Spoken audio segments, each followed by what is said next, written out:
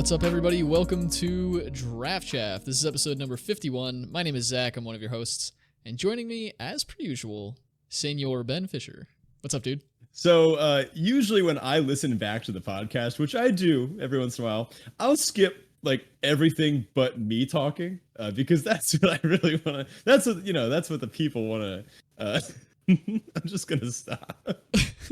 This is a bad segue into the fact that you shouldn't skip over our intro this week because it's really important and there's going to be some key information that all of you are going to want to listen to pertaining to our anniversary, which is coming right up. So as tempting as it might be to skip over both of our voices and just get to the meat of the show, I recommend sticking around. Yeah, as for the meat of the show, this week we're talking about something unusual. We're going back to mental magic. So we're getting, I think this is the third installment there in that series. Last week we talked about the numbers, right? We talked all about data. This week we're talking about how to ignore all that. Totally anti-spike mentality. We went a little too hard in one direction. Time to even it out. More on that in a bit, but before we get to all that, of course, we've got some housekeeping as per usual. First up, the Discord. If you're not in the Discord, definitely check that out. The link is in the episode description as well as on our Twitter. That's the best place to go to talk with us, talk with our community, stay involved in all the things going on in the world of Draft Chaff, as well as just limited magic as a whole. We also have a bunch of different constructed channels open over there, LFG kind of channels for people to put together little groups of games and such. And we have people all over the world listening, lots of different time zones, so there's bound to be somebody who's interested in trying to set up a game or two here and there in your time zone as well. If you're interested in supporting the show directly, you can do so on Patreon at patreon.com/draftchaffpod. That is our only sponsor and really keeps us doing this week in and week out. And we're coming up on a year, as Ben mentioned. We've got some updates on the anniversary and such, and I can't expect we would be here after a full year without the support of all of our listeners here, especially our patrons. So thank you all for the support. If you are interested in checking that out, definitely go over to the Patreon and see how you can support us there. We've got a bunch of different tiers over there involving some things like stickers, access to show notes, custom deck building opportunities with us, access to uncut and unedited versions of the show. And now all of our stuff's up on YouTube, and we're going to be expanding some of the things at the Patreon. I'm not going to mention what those are just yet, but right around the turn of the anniversary here, we're going to be attempting to expand some things on the Patreon, so definitely keep an eye out on that. Everybody who's already a patron will have access to those expansions. It's not something that you have to wait for necessarily. So with that, on to our special announcement. So we are coming up to our anniversary episode, right? It's first week of June, basically. We had a guest on last week, so we didn't want to mention it there. We didn't want to take away the time, but here's kind of the lay of the land for our anniversary episode before we get into all the usual stuff for today's episode. What we're planning to do is have a sort of look back at our first year as a podcast. Ben and I are going to kind of reminisce about how the show got started and all of the things leading up to where we are now. But we also wanted to involve the listeners. So we're going to do a mailbag. And this time around, we did a mailbag for Christmas, but this time around, we're going to do it a little bit differently. We're also going to accept not only direct message or text-related questions, we're also going to accept audio questions. So feel free to record yourself. Send us those audio files at draftchaffpod@gmail.com. We're going to add them to the show so you yourself can be part of the show for our big anniversary episode. It's probably going to be a long one. We're going to try to include as many questions as we can and really expect it's going to be a lot of fun. So if you're interested in hearing yourself on the show or just kind of being pseudo-immortalized in the show in the realm of Draft Chaff, definitely send us audio clips. We're really excited to see what comes in through all that. And just a side note, we would take anything. If it's not a question, if it's something like feedback or you just kind of want to say hi, we would absolutely love to hear that too. And the second thing, isn't it the week before the first week in June? Right now? No, like the anniversary episode. No, it's the week before the first week of July, but right now it's the first week of June as we're recording. Oh my God, I thought it was May. Oh, that's right. It did turn in June. You'll catch up eventually. We've had this nonstop back and forth about when is our actual anniversary. It's true. We'll probably get into that a lot more on the actual anniversary episode, though, because there is a whole lot there with that. Yeah. So with that, on to our crack and draft type thing. Ben, I think this is a cube pack. Walk us through it. Yeah, so we've got an interesting one. The Arena Cube is up online right now. It's up for I think another week and a half or so, and I have been just drafting the heck out of this thing because the Arena Cube is awesome. This time around, I mean, it's been expanding ever since they added it. Not gonna lie, I still miss the first iteration where red green stuff was broken, and I just drafted it every time, and it was nuts. But I guess it's pretty balanced now, and you can really do a lot of interesting things. There's a reanimator deck floating around in there now. Some other additions have been this mono black deck that I think has gone way up in strength recently with the addition of some of the newer stuff. But taking a look at this pack, I've got a pack one, pick two. Now, my first pick was a relatively weak and niche pick. I took a Thassa's Oracle out of a kind of meh pack. Thassa's Oracle is a really mechanically unique card. The only other card that does something like it in this cube is Jace, but Thassa's Oracle is a good blink target, so I figured it's kind of a fun thing to pick up. You can start going in a cool direction. I love the blink decks, and I figured something fine to pick up. Now, here in pack two, we see a pretty scattered pack. There's not anything that really sticks out that pairs super well with the Oracle. So just kind of reading off the names, Bowser's Lieutenant, Doomblade, Drakoseth Maulflames, Pelt Collector, Primal Might, Return of the Wild Speaker, Witch of the Moors, Woe Strider, Blossoming Marsh, Illyrios Enraptured, Beanstalk Giant, Chainer's Edict, Ruin Crab, and Disdainful Stroke. So, a lot of stuff going on in this pack. What jumps out to you? For sure, Drakoseth, just because my mind immediately goes back to the days where you could very easily reanimate this in the actual format that it was in for limited. And it's a great reanimator target. Obviously, it doesn't pair super well with Thassa's Oracle, but it kind of does if you end up in like a Sultai reanimator, or sorry, a Grixis reanimator deck. Witches of the Moor is pretty awesome. Have really liked that card. Woe Strider's decent. I don't hate just picking up like the Blooming Marsh and jamming as many lands early on as I can. Beanstalk Giant tends to be pretty playable. Doomblade is Doomblade. So a lot of things are kind of standing out to me. None of them really pair super well with the Thassa's Oracle, but I don't think you actually care right now. It's far too early and far too niche of a card to be sticking your flag down on that. Disdainful Stroke is fine. There are a lot of really big targets for that card here in this format, and so I wouldn't be upset with sticking to blue and trying to take, like, basically just take this Disdainful Stroke. I don't think you necessarily even want the Ruin Crab here. There is a mono blue mill your opponent deck, like an actual mill deck that you can put together, but obviously if you're milling your opponent, you're not doing the Thassa's Oracle thing, so you're kind of giving up on that pick as well. I think personally I would have just taken the Blooming Marsh and tried to keep myself open as long as possible. Drakoseth, Witch of the Moors, Blooming Marsh, Disdainful Stroke, probably my top picks here. But yeah, I think I just take the Blooming Marsh to just try to stay open. Yeah, lands have become really important in this cube. There's a lot of multiple pipped cards, and if you wind up in a certain deck like red-white and black-white are both significantly worse than any of those monocolor decks. They're playable, but they're worse. And to actually be able to play them, you really need those dual lands. I've had what could have potentially been very strong black-white decks, but when they don't have any dual lands, they just don't get there in the end. So picking up the green-based ones are good too, because they pair really well with stuff like Field of the Dead and Golos and Ulvenwald Hydra, all of which are in this cube. Yeah, I think the correct pick here, it's really hard to say. I like Woe Strider, Blooming Marsh, Disdainful Stroke is solid, Chainer's Edict and kind of pairs with Doomblade, both just good solid removal spells. But I didn't take any of those. I took the Witch of the Moors.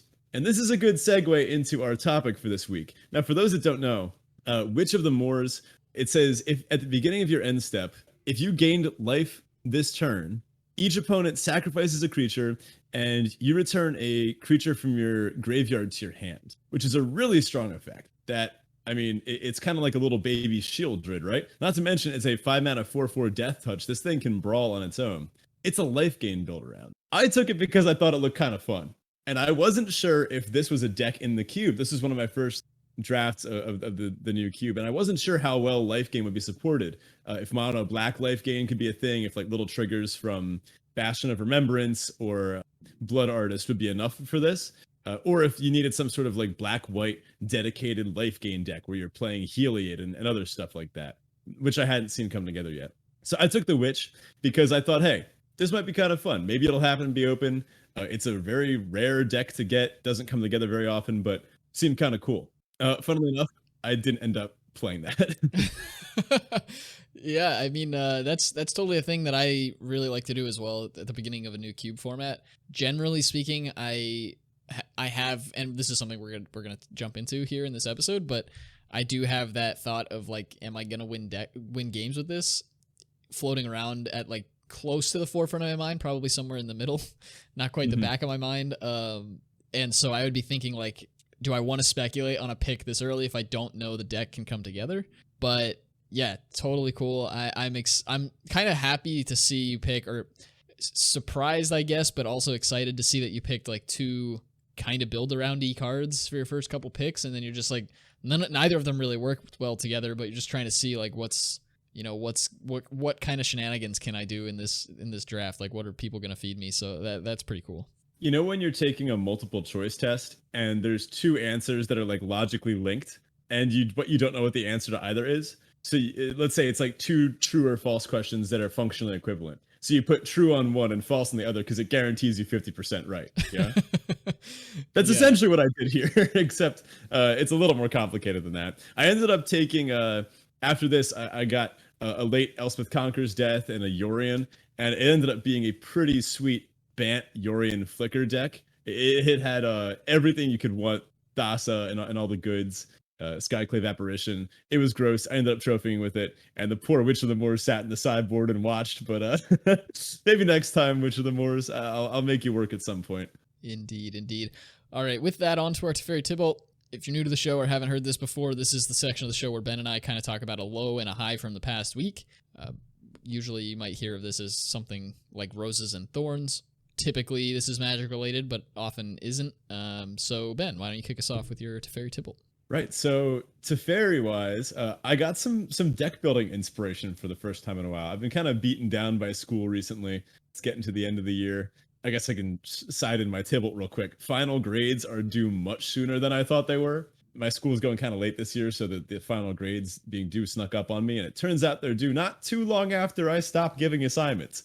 So I guess that's what I get for giving work up until the bitter end. But got to get things done. Got to teach these kids physics or whatever. So in the meantime, I've been trying to find time to work on this stuff, and I got a few deck building ideas that I just kind of jumped into. A new commander deck, Nethroi Apex of Death, which has been a lot of fun trying to find. I'm trying to break it by getting like creatures with 0 power, but they're like 10 or 12 mana. So I'm like trying to cheat in big creatures with Nethroi. There's some really dumb shenanigans you can do with that. Casual deck wise, I just ordered a bunch of werewolves because I've been playing Magic after school some days with a fellow teacher and some students, and I brought my old werewolf deck. I don't know if you've probably seen that one, Zach, right? You remember that thing? I think so, yeah. Yeah, it's ancient, but it's mostly full of draft Chaff. And I looked at it, and I'm playing like 4 mana 3/2s with a 4 mana activated ability. I'm like, oh my god, I can do better than this. So I ordered a bunch of like werewolf lords and build arounds and things. So I'm gonna upgrade that deck, and I was feeling pretty good about it. And last but not least, I've been like hovering over the add to cart button on Stoneforge Mystics for so long. I think as in-person events start to come back, I mean, I still have my trusty rock deck, but that's probably not going to get too much edits. I think I might try to hope to open a few of these, like a Grief or a Subtlety or something, and test out this new black-white Stoneforge nonsense ephemerate deck that's going around. Because if you haven't, I had the chance to in a test game against that teacher in a proxied match. I had the chance to turn 1 ephemerate against Jund's Death Shadow, and it was just unwinnable for Jund. But Nice. hopefully I win the lottery, and then I can do all of these things. There you go. Well, for me this week, my Teferi this week is that I've got a pretty big camping trip coming up. I'm really excited for it. We're leaving actually the day this episode releases, so if you're listening to this on the day of release, I'm probably on the road. It's like 10 of us from college, just all going down to Virginia to hang out and do some kayaking and boating and camping and stuff. It's going to be a really great time. We're going to be there for 5 days, so super excited for that. I will probably not have much connection to the outside world during that time. I don't think that the campsite we're going to has any like Wi-Fi or data access from our phones and such. So probably not going to be reachable, but it's going to be super fun. I'm very excited. You're going to come back and the Discord will be in shambles. Oh geez, yeah. I mean, if I'm leaving you to run anything, it's gonna be problematic. Look, I'm not the best babysitter, but you teach for a living. Isn't that the same thing? Well, yeah, but when I get them, they're old enough that I can hand them like a projectile launcher and trust that they can use it effectively. But I don't see why babies shouldn't be able to do the same thing. That's fair. That's fair. Probably have about the same impulse control anyway. Yeah. My Tybalt this week, though, is... So, I don't know if I actually mentioned it on the show. I know I mentioned it in the Discord, but I ordered one of the Ultra Pro Mystical Archive playmats, right? So, Ultra Pro ran like this limited print of playmats with the Mystical Archive art on them. You could only buy them, I think it was till June 1st, or May 31st or whatever. It was like the last day of May you were allowed to order them. So I picked up the Lightning Bolt one. The Lightning Bolt Mystical Archive art was fantastic. I really, really liked it. So I picked that up, and like almost 3 weeks ago, I got an email from Ultra Pro saying that it was delivered. So I went to my lobby, and there's no package. So I asked the concierge, because it says that it was delivered to the front desk. I asked the concierge, hey, I had a delivery yesterday. Like, I don't see it in the locker system. Do you guys have it in the back or something, or is it out here? Because my building gets a ton of packages all the time, and they're usually like, if they aren't in the locker system, they're just piled up in the lobby, or they put them in this like back room. And the concierge like looks something up on the computer, and he's like, yeah, we have no record of any packages for your unit. I was like, I'm sorry, what? And they're like, yeah, we never got that. And I was like, but they say they delivered. And they're like, yeah, they do that. Like, okay. So fast forward. What are you supposed to do with that? I know, right? And he's like, yeah, call the UP, call the shipper, like whoever the shipping company was, call them and tell them you didn't get it.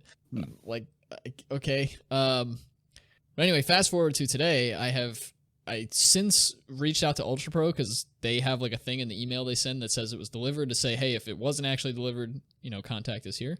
I reached out to them like a week ago, and I still have not heard anything back. So I don't know if I'm just out the money for this playmat, if I'm ever actually going to get the playmat or what, but it's not a fun experience. No, I wouldn't say so, especially because it's limited print run. It might eventually get through, and then they might eventually be like, all right, we'll send you a replacement, and they go and look, and they're just out. That would suck. Could be. I'm pretty sure they were printed to order. So that might not make sense, because they did pre-orders for a while. I'm not sure how they handled it, but you can't buy them now. So like in primary markets, I'm sure there's a secondary market for them. But yeah, I don't know. I don't know if I'm actually going to get it, and I'm kind of sad. I also don't know when I'll use it, because I don't know when I'll be back in person with a playmat. But Oh well, we're gonna crack our MH2 together, right? That's true. Yes. All right, on to our listener question of the week. This one comes from Dorgan, longtime listener. Thanks for the question. Dorgan asks, Modern Horizons has cards using two mechanics from different sets. Are there any mechanics you think would be fun to put on a single card together? This is a great question. I don't know if this is going a little too deep, but flying and vigilance could go pretty well on a black-green card. I don't know about that.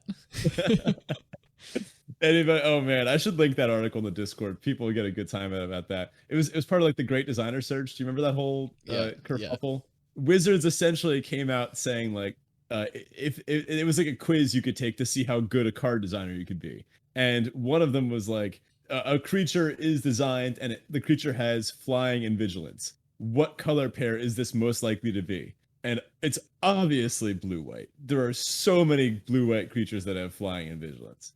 But then there was some nonsense about like secondary and primary color mechanics, and they're like, no, that'd be a black-green creature. And that just would literally never happen. So yeah, and I don't think it has since then either, which is the funny part. Like, I can't recall any black-green flying vigilant creatures that they've printed. Yeah. Maybe there is one, but off the top of my head, I can't think of any. It would have been funny to put one of those in Modern Horizons, just like a black green. Hilarious. I would have loved that. Been really funny. But as far as actual mechanics, honestly, what comes to my mind is things that interact profitably with the graveyard, and then so like a graveyard incentive and then a graveyard payoff, kind of stapled together on one card. So maybe something along the like, I've always loved Unburial Rights because of its redundancy. Maybe something along those lines where it works both from your hand and the graveyard. So I'm thinking something along the lines of like a creature that has Blood Rush which you could discard it and like it would usually buff an attacking creature. It's kind of like a pump spell stapled onto a creature. So maybe like a card that has Blood Rush but also Eternalize. Pretty sweet, something like that. Or like cycling and Eternalize. They've done that a few times. Those are some always pretty nice designs. In fact, they did that in Modern Horizons, didn't they? Man, they may have. I don't know that off the top of my head. Yeah, I think the white dragon, it has like cycling. I think it has plain cycling and Eternalize or something. But yeah, how about you? Any particular mechanics? Yeah, so it's actually funny that you mentioned those two, or sort of that theme of mechanics, because you're very much a graveyard player at heart. Like that is kind of the thing, the value graveyard shenanigans is the thing that you kind of like to do. Both of the mechanics I picked actually have to do with card draw and or stacking the top of your deck, which is hilarious because it's just like very polarizing. Like clearly, Stop. Yeah, exactly. So the two I picked, actually, I think it would be awesome to see a card with Miracle and Foretell on it, because you could cast it for the cheap cost, and if you drew it for the turn, and then if you drew it at a secondary point in the turn, you could just foretell it and cast it cheaper later. It's kind of like attempt at the same mechanic in different time periods. I don't know. I think it'd be pretty cool to see though. Yeah. I'm trying to think of other mechanics that like naturally kind of do the same thing. Maybe Kicker and Adventure. How would that work? Maybe like all right, it's gonna get weird. Because there's going to be some problems with this, but yeah, you could do the same kind of puzzle with like an MDFC that has adventures on it, where it's like if you cast the adventure, do you also get to cast either of the two sides after you've gone on an adventure? Like how does that work? Oh, you know what? I got a pretty good idea. Hear me out. It like DFCs, but it's like it's a different land on both sides. So one side could tap for blue, and the other side could tap for red. You can call it like Wizards hire this guy. But in all honesty, there probably is some DFC space left to explore. Meld never really got to see its time in the sun either. What are there, like 4 cards in Magic that have Meld? Or I guess it's a few more than that, but they meld with each other. Right. I think there are 4 pairs of Meld cards. Let's see, we can do this. No, it's the rats, it's the scavengers and the rats. Yeah. It's the Hanward battlements, which is like the land version, and then the creature. It's Bruna and Gisela, and then was there one more? I'm fairly certain there are 4, but I can't remember off the top of my head. I don't know, something like that. But Meld could probably use some kind of boost. It was really cool, like flipping multiple cards into a bigger card. Like if you haven't played against Meld. What kind of mechanic could that pair well with? Maybe meld with tutors would be cool, because you could like actually tutor out the card that you're trying to meld with. Oh, meld with what was that? Partner would be interesting. Yeah, that'd be cool. Constructed playable partner cards, that'd be neat. Yeah, I don't think we have those. Well, besides in like Vintage, but sure. Yeah, I mean Battle Bond was the thing, but yeah. Anyway, sweet question, Dorgan. Absolutely. All right, on to our main topic. So as we mentioned last week, we talked with Viral Misnomer from 17 Lands about using data to drive your decisions when it comes to Magic. If you haven't heard that episode, strongly encourage you to go back to last week and check that out. That was episode 50. It was a really cool conversation with Rob over there from 17 Lands. This week, though, we want to focus on the fun aspect of Magic, playing for fun rather than playing for wins. And to that effect, we're gonna make some controversial takes probably, because most limited content wants you to focus on how to win more, and a lot of people get fun out of winning more. Totally understandable. I do the same. But as our name implies, sometimes it's kind of just nice to sit back, enjoy the little things, or just plain dumb, fun things that are stupid, but you just put a smile on your face. We want to take a look at the idea of playing for fun and see how we can kind of balance that with our desire to win games. So first off, do I want to play for fun? Do we even want to play for fun? Yeah, it's kind of a weird question, but it's a necessary one to ask yourself. So Magic the Gathering is a game. Sometimes we forget this, given that it takes up like a good chunk of our free time, but it is essentially a game. You know, there's other games out there, Yahtzee. Nope, that's it. So there's 2 games out there, and if you had to pick, you'd probably pick Magic. Oh, jeez. But some people take the game more seriously than others, right? So like a game between like Paulo and LSV looks really different than a game, say, between Zach and I on a kitchen table. For example, Paulo and LSV are approximately evenly matched. Right. Well, I'm way better than you, so I was gonna let that one simmer for a bit. But the ultimate goal of a game should be trying to have fun, right? You could argue that maybe some people are in it for the money. I don't think they're listening to our podcast though, so they're probably over listening to somebody else. It's really important to ask yourself, how do I have the most fun? I think everybody wants to play for fun, right? But maybe the question that we should be asking is, how do I maximize my fun? yeah. And I want to make a quick distinction here. We mentioned there briefly just like that a game between Paulo and LSV looks different than a game between, me and Ben playing at the kitchen table. I think the kitchen table is the more interesting aspect of that, or the more specific aspect of that, because a game between Paulo and LSV at the kitchen table probably looks very similar to a game between two other friends playing the game for no stakes. Mm-hmm. They're buddies. I imagine they play for fun and do some shenanigans.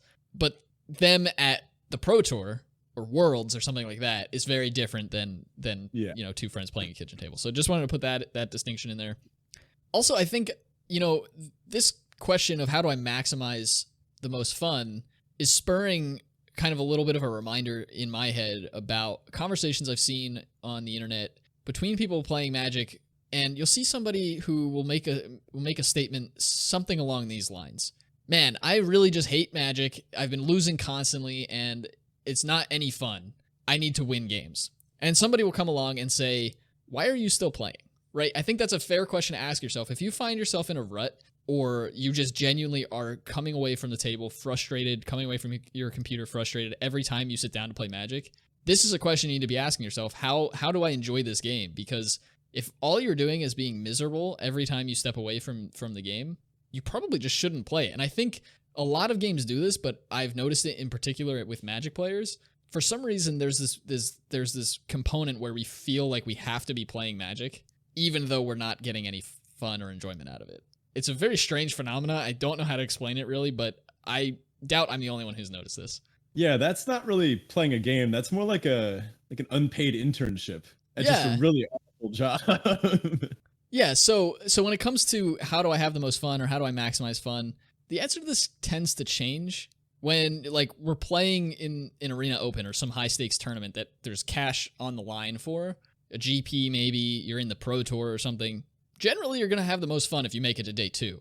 Like, if you scrub out and you lose 3 games in a row at the Arena Open, it feels bad, and it's generally not very fun. But then when you're playing Commander against friends, winning might be less important than doing something really awesome and different, or like doing the thing your deck was built to do. And that's, for me, one of the things I found with Commander in particular is there's a lot of politicking going on in Commander. If you've never played Commander, check out some videos on it. You'll see it very quickly. It's a very politic-y format. There's a lot of negotiation, trying to get resources from each other and protect each other and things like that.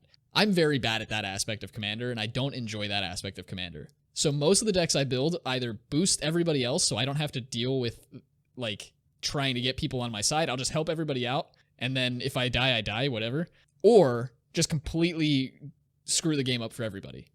Like my Chaos deck. It just doesn't care what anybody's doing. It just wants to make things wild and weird and wacky. Irreparably damage the board state to the point where it cannot be Exactly. ever possibly recovered. The point where like even a full planar cleansing would just not be enough, which Exactly. as absurd as it sounds, is definitely a thing that would happen. So I think some people have the most fun when they are winning games. Like that is their maximum of fun. When they win every single game, that is their best time. Sure, there's plenty of people out there that are like that. Some people don't care how many games they win. They just want to have as much fun as possible by doing what they want to do, whether it's playing big creatures or drafting weird decks or doing things like that. I will say that playstyle is usually bounded by how much money you have to invest in the game. Not everyone can just fire draft after draft without getting some kind of value back from it. But I would say most of us fall somewhere in between. I think most of us probably skew a little bit more towards the winning game side. After all, Zach and I are making a podcast about Magic. You are listening to a podcast about Magic. So you probably care somewhat about how you do. Although if you don't know for sure, I'd recommend trying to figure out where you fall on the spectrum, especially that we're going to develop into a kind of like a tripled spectrum in a bit. But do you really just want to win games, or do you get that kind of rush of adrenaline out of doing something really cool? Yeah, and again, most people probably fall somewhere on a spectrum here. It's not generally a, well, I found the answer to this question and that's just it. It typically will change. And I think actually that's something that's inherent to limited Magic, because when it comes to constructed, you look at like an older format, there's a high barrier to entry from a monetary perspective. Usually the decks for modern or legacy or vintage or whatever are quite expensive. So there's a high barrier to entry, but once you have that deck, the upkeep cost is very low in most situations. Like I play Spirits in Modern, almost never touch the deck. Like I very, very, very rarely make changes to it. Because they never print good Spirits. Well, yes, but you know, you mentioned the Rock. Like there are versions of decks you generally just don't have to touch. And if you're not going to high stakes tournaments, you have the deck around. You can play it with anybody. You can go to FNMs and have fun, and that's it. You had some high barrier to entry, maybe a medium barrier to entry, but that's it. With limited, and I think this is the only drawback I would say to limited as a format, is every time you play, you have to put up some kind of money. Whether it's a resource that you already earned in Arena or actual cash or whatever, in some way, shape, or form, you have to put up some form of resource in order to actually play the draft. And so if you scrub out of a draft immediately, you owe 3 a draft, it feels bad kind of inherently because you already had to put something into it. And I think that is part of why we see, myself included, so often people getting very upset when they lose a lot of drafts in a row or a lot of draft games in a row, because, well, you did have to pay for that, and you don't really get that aspect in constructed most of the time. Yeah, if it's kind of like a casual modern FNM, maybe you paid like a few dollars entry, but you get like a promo pack out of it or something. It's pretty low barrier. I think it's kind of funny that Magic happens to have archetypes that already fit what we're talking about. In fact, they're even printed on cards that have been featured in the unsets over the years. So what the kind of person that we're talking about that wants to maximize their statistical efficiency, win every single game, is what you'd call a spike.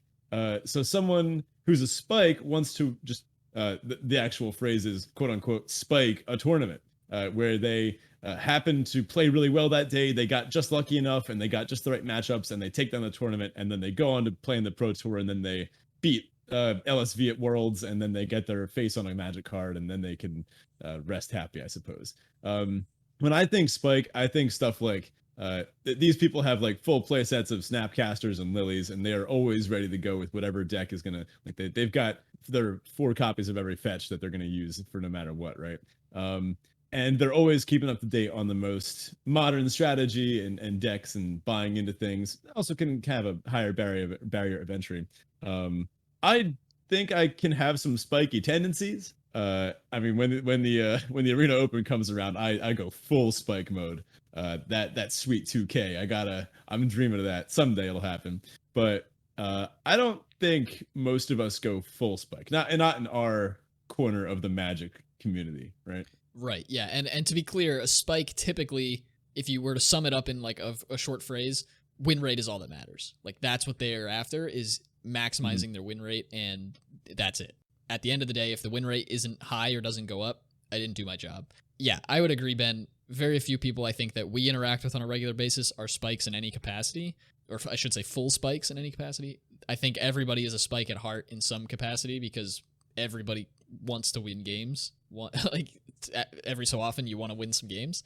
But I'd say, yeah, we probably are lower on that spectrum than some others, you know? Yeah, so continuing to move down the spectrum, which is, it's kind of strange. There's 3 archetypes, and you could argue that they form more of a triangle. For the sake of calling it a spectrum, I guess you could also say they form kind of a gradient. It's linear. So next in order, I guess, would be Johnny. And Johnny is a combo player, somebody that wants to combine the coolest things and likes trying to break an archetype or an underplayed rare. They want to be the one whose name gets posted on CFB saying, oh, well, check out what this person did. This thing 5-0'd. Is this thing good? And then the pros take a look and they all start brewing, and then it becomes a whole thing. So when I think of a Johnny, this is someone that wants to try to make Triskaidekaphobia good. That's the old Lucky 13 enchantment. If a player has 13 life, they lose the game. And then it's a question of, well, how do you get them with 13 life? oh, Tree of Perdition or something like that, and then it becomes a whole thing. I think more limited players tend to be Johnnies at heart because they want to, take the picks that they think might be cool and then work it into an archetype and then try to figure out if this archetype is good or if that archetype is good. I think in typical limited, like typical strong limited play, you fall somewhere between a Spike and a Johnny, right?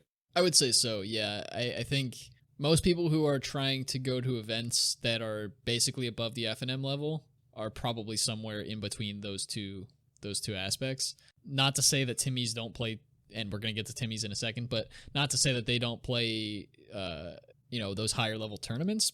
But at the end of the day, it's more of a, hey, I just want to jam some fun cards, and I'd probably put myself closer to the Johnny area on the spectrum. Combo stuff is really fun, and being innovative is fun. I'm not a very great deck builder, but that's why I like EDH, because it doesn't have to be good. It just has to be like, it can just be fun and Yeah. it can be unique and it can be a thing that you want it to be. So yeah, I think I'd put myself somewhere around there. Last but not least is Timmy, which refers to somebody that just wants to have fun, slam the coolest cards. This is like Gigantosaurus. You're playing like a 5 mana 10/10 because it's big, and this is someone who is like starting to build blue black in draft, and then they see a Baneslayer Angel and they just jump into it because it's like, oh my god, it's a Baneslayer Angel. Of course I have to play Baneslayer Angel. And there's nothing wrong with this. I have done my fair share of Timmying. In fact, in the first few months of Historic, when Historic just came out, my mono green deck was about as Timmy as it gets, and I'm crushed with that deck until they started printing good cards in Historic, and now it's it's no longer playable. But there's a time and place for Timmy tendencies to kind of take the reins of Standard. I would consider something like White Weenie can sometimes be a Timmy deck. Mm-hmm. Just kind of doing the fun archetype, having the thing that works out and it just happens to be good, and it's cool. So instead of looking for synergies, this is more just like slamming individually cool cards. I think I would say I tend towards this on a more casual level. So when I'm playing Commander, or if I'm playing like a sealed event with friends, or if I'm just like cracking a pre-release kit with a friend, then I definitely go towards more the Timmy level for this. Yeah. Yeah, and I think that is to be expected. I think most people probably follow this pattern of, when I'm playing casually, I'm further on the Timmy side of the spectrum. When I'm playing in a high stakes event, I'm more on the Spike side, because if it's high stakes, you want to win. Like, inherently, that is buckled into the tournament type or the event type. That said, some people are just Timmys or Johnnies through and through, and whether they're in a high stakes event or not, just want to make sure that they get to cast the cards they want to cast. And it doesn't matter at the end of the day if they make day 2 or if they cash out. As long as they get to cast the cards they want to cast, they had their fun. In my case, it's as long as I get to counter as many of your spells as possible, I did my job. Right. I joke, kind of, but I used to actually joke that one of my favorite things to do in Magic was say no. So I'm having the most fun when my opponents are not playing the game. But I have a note in here about people like you, but I'm getting to it. But yeah, I think to some degree that comes with the territory. More casual settings tend to invite more casual mentalities, and higher stakes settings tend to invite higher stakes mentalities. But again, there are some people, and I mentioned there are some Timmys and Johnnies who are that way through and through, and will just maintain that persona, so to speak, in a high stakes event. There are also some Spikes who will maintain that persona in a low stakes event. Most of the time, I find that behavior not super fun, but that's for me, and it might not be for somebody else. Oh my god, you remind me of a story. I was playing at a Modern event back when those things happened in paper, and between rounds, my opponent and I were just kind of sitting around with nothing to do, and we both happened to have Commander in our bags. So we just took out our Commander decks, and from across the room, some dude just runs up and he's like, "Oh my god, are you playing Commander? Let me hop in." And we were like, "Yeah, sure. It's just gonna be a casual game." Like, we were both playing casual Commander decks. I think they were powered casual. I was playing Marin. My opponent was playing.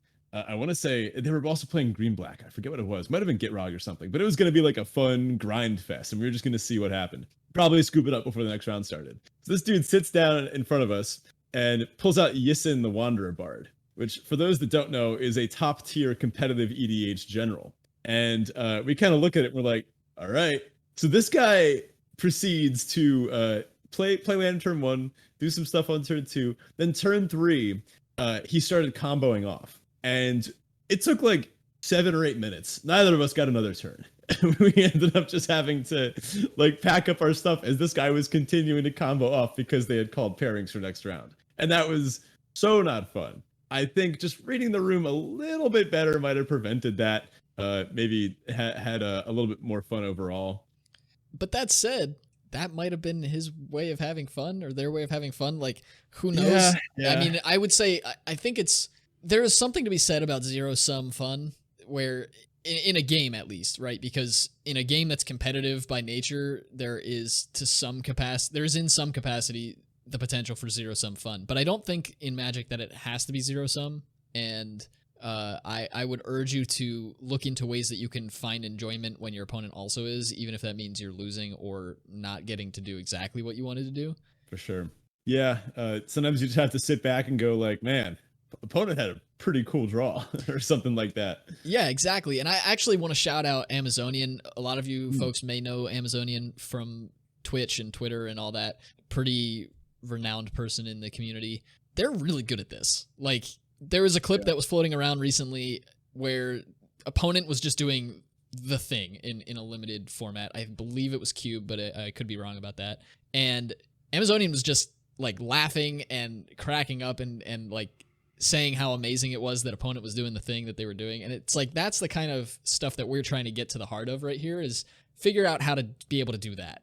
Like, no matter what's happening in the game, whether you're winning, you're behind, you're losing, you're ahead, whatever it is, you're walking away with a smile on your face. Oh my God, we should invite Amazonian on. That'd be sweet. Noted. Let's jot that down. But yeah, there's no wrong way to play Magic, right? I guess the only one wrong way is if well, first of all, if you're cheating, that's kind of, assumed. But I guess the other wrong way is if you are truly like a diehard zero-sum type where you're saying, I am going to make everybody I encounter have just the worst experience possible. In that case, go play Yahtzee. We don't want you in our game. Yeah, I mean, actively being a jerk is never a good thing. Yeah. So I guess just try to keep a good mindset, a good mentality about it. Just don't be mean to people. Don't BM your opponent when they're winning or when they're losing. It shouldn't really matter. I would say as long as you're having fun in a way that doesn't severely reduce the fun that other people are having, sure. I mean, like, I'm just thinking if that dude that came up to us at the FNM, if he wanted to, he could have just done that combo goldfishing like next to us and been like, look how cool this is. Well, we played an actual game, but like, we made it pretty clear we were not playing competitive, and that's why we were kind of irked by it. We were like, well, this isn't fun. This isn't really what we signed up for. And it was also kind of a waste of our time, which respecting people's time is awfully important. This is why roping is such an awful thing to do to people, and why it feels bad, and why it's not fun to be on either side of, really. If you're roping someone, I don't think you're having a good time either, Yeah, and I mean, it's usually, like, active roping is usually spiteful. There are other reasons to be roped. Like, maybe the person stepped up for a second, they had to go tend to their kids, or needed to grab a sandwich. Things like that happen, and that's fine. Or they're just tanking, like they're just genuinely thinking about what they're doing. But yeah, actively roping tends to involve some amount of spite, and that can't be fun for anybody. So that said, there's an awful lot of content out there for spikes. We love spikes. If you're a spike and you're listening to this show, that's great. We're glad you're here. Thank you for listening. And especially when it comes to limited, now that everything is so data focused, and we have sites like 17 Lands and plenty of amazing writers for limited content. Of course, you've got podcasts like Limited Resources and Lords of Limited Level Ups. But then there's us. And there are a lot of other ways to have fun playing limited besides just spiking your next event, and other related formats as well. So we're kind of going to step away from the spike territory. If you're a spike and you're listening, you're welcome to stay. Please listen in. But we're stepping away from that a little bit because we kind of tend to focus more on the Johnny Timmy side of the spectrum. And everything we're about to say comes with the assumption that you're okay sacrificing a bit of win percentage to gain some fun. Mm-hmm.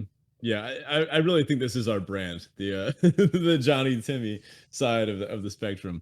So we wanted to just cover a few different ways that you can do this conversion of a little bit of win percentage for maybe a little bit of fun. And hey, it might not necessarily end in a drop in win percentage. Sometimes you end up just having a little extra fun and winning a little bit more. Who knows what could happen?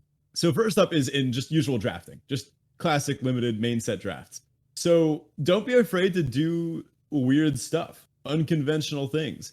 Someone had to be the first person to draft green white in Strixhaven or blue black in Strixhaven, and it worked. Doesn't work all the time, but it sometimes works. So this might mean taking like a weird build around card that might be undervalued, or drafting a color pair that's kind of fallen off the map. Every once in a while, when a color pair is like, say, really bad in a format, you can wind up with a pretty sweet deck just because nobody else wants those good cards. This occasionally happened in Zendikar Rising with something like black green. Occasionally, you would just wind up in a really sick black green deck that just had really high value cards because nobody else was interested in it. So do the unconventional, kind of go against the grain a little bit. Plus, it's, you know, really fun when you get to say, oh yeah, I had like 5 side leopards and just good black removal, and I just crushed everybody. Plus, if you think a little further back in history, those that remember Rivals of Ixalan, I don't know who the first person was to draft 5 color blue white base treasure splashing big butts deck with like Sailor of Means and the pterodactyl, but like whoever did that, they definitely didn't do that because they thought it was going to increase their win percentage, right? Yeah, I mean, it was actually a decent deck, and it like came together some amount of the time. But yeah, I mean, stumbling into those things isn't something that typically like a spike is going to do, unless, you know, you're at that point in the form later in the format. I think sometimes that changes up, but most of the time these things either happen by accident or because somebody deliberately stepped off the beaten path and decided, I'm just gonna go for it, you know. Mm-hmm. I like to think back to the time I put a Tetsamok Primal Death in one of those blue white decks with like not a single swamp in there. Ah, nice. Good time. Yeah. So next up we have Cube, right? So we just talked about traditional drafting. Cube is next up. First of all, just pick whatever you want first pick. Like that's generally how most draft formats go, but in Cube in particular, because of the relative power level of all the different cards in the format, like you can kind of get away with picking anything you want and still not really worry about like what deck am I going to end up in. We kind of saw that in terms of our Kraken draft type thing today. First pick, Thassa's Oracle.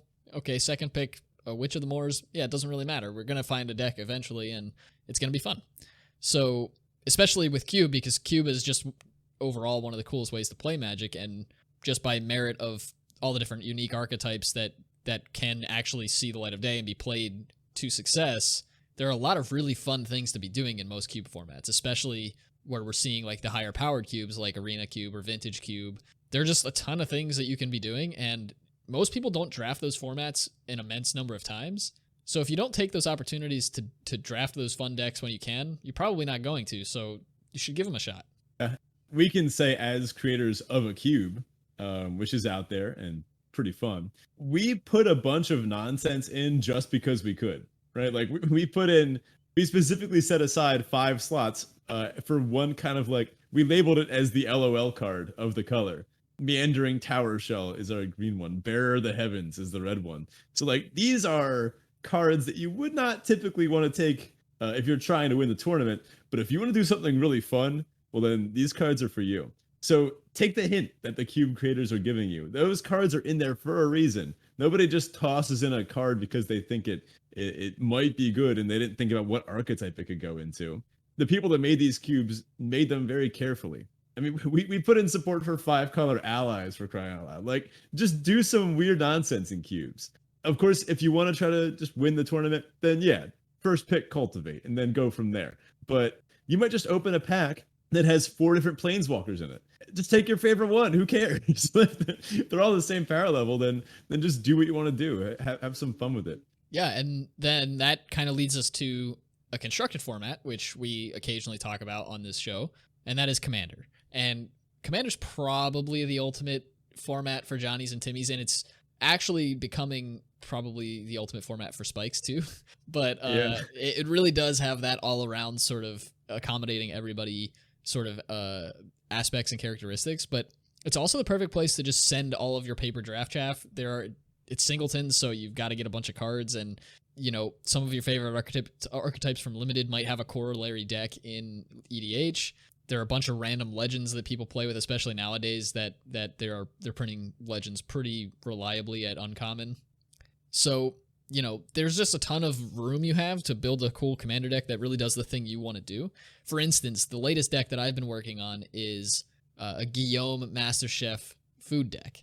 I'm really into cooking, and it just, I don't know how I hadn't built this a while ago, to be honest, but like there are just so many different ways that you can get synergy with food tokens, and I'm really going all out on making this deck feel like a kitchen of sorts, and like having different chefs in there, like a busboy, and all those things. Like every card has a role.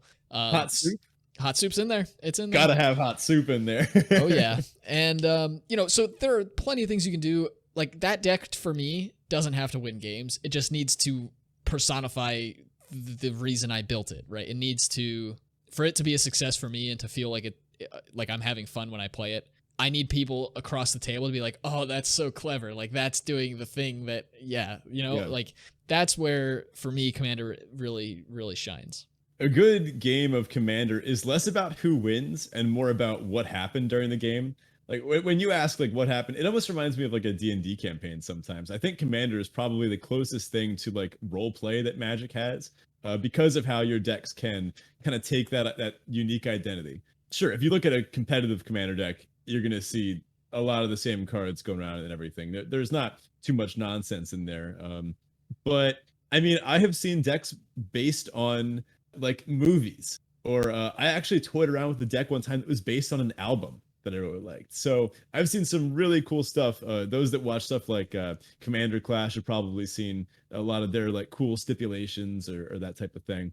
But I think Commander actually pairs really well with Limited because it follows somewhat paradoxically a lot of the same deck building, I guess, ideas. So if you have ever kind of thought about getting into Commander, but you've always been mainly a Limited player, I recommend it. You'd be surprised how cheap you can get a Commander deck for, especially now that a lot of the precons are widely available and easy to modify into something that's more your style. Yeah, and a lot of them are pretty good and actually print like decent cards in them too. So if you can get your hands on some of the precons, that's a great stepping stone to make it into whatever it is that you want it to be. And also, if you haven't played Commander yet and you don't really know what makes Commander different as a format, I would recommend checking out the Game Night's recent video on how to play Commander. It is amazing. Game Nights never disappoint. I feel like their videos are always absolutely stellar. So definitely check that out if you're interested in learning how to play Commander. Mm-hmm. Or just like hop in the Discord. There's probably going to be some people in here that are down to fire a game or two.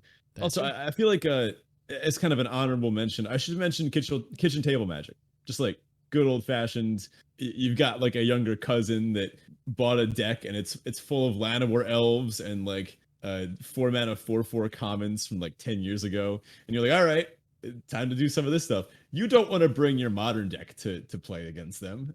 You want to bring something a little more fun. I personally love collecting just kind of these little decks that are just fun to have, fun to jam against friends. It's almost like a little like battle box of sorts. I mentioned earlier this werewolves deck, which I guess is a little better now. Definitely not modern playable, but I've got decks that I just keep around for fun. I've got like a Naya Stompy deck that has all the old like Shards of Alara Naya creatures in them, just because it looks really cool. I recommend if you've got somebody in your life that might get a little turned off by all of the spiky stuff in Magic, someone that might potentially watch a game on Arena and go like, whoa, there's an awful lot of stuff happening here. Just hand them like a cat deck or like I have a mono blue flip deck that's, Delver of Secrets, and how they kept printing like his successive transformations into weirder and weirder mutated creatures. I made a deck around that. It's just fun to have. So actually, that's kind of what my deck building challenge on Patreon is about too. But anyway, I think in conclusion, what can we say about all this?